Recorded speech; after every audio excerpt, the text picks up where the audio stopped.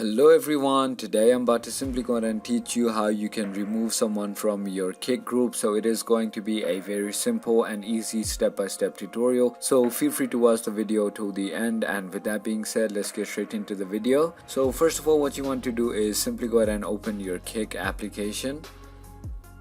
Finally, once you have done that, as you can see, here's a group I have created and there is only one member in it. Now, in order for me to go ahead and kick him out of this group, what I want to do is simply go ahead and tap on the group name on the top of the screen.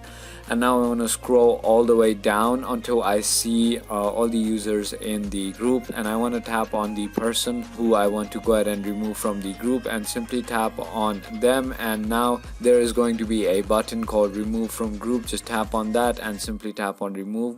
And once you have done that, as you can see, they will be removed from the group. So if you thought this video was informational, feel free to hit that subscribe button, hit that like button, and comment down below what video you want me to make next. And with that being said, thank you so much for watching.